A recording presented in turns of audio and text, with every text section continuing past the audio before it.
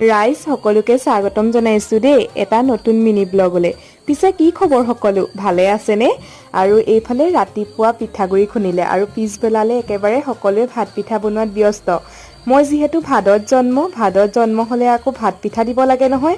আপোনালোকে পিছে এইবোৰ পৰম্পৰা ৰক্ষা কৰেনে বাৰু? আৰু মাহঁতে প্ৰতি বছৰে মোক ভাদত জন্মৰ কাৰণে ভাত পিঠা দি আহিছে। ভাদত জন্ম হ'লে বোলে ভদিয়া হয়।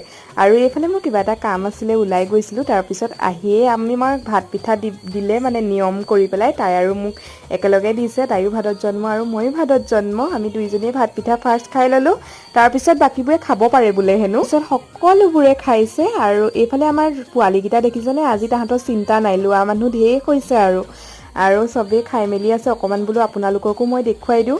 আৰু এইফালে আমাৰ বৌয়ে কথা পাতি আছে, গমেই নাপায় ভিডিঅ' কৰি থকা, ময়ো মনে মনে কৰি থলোঁ। বাকী আজিলৈ মিনি ব্লগটো ইমানেই, পিছে আহিছোঁ দেই ৰাইজ, বাই।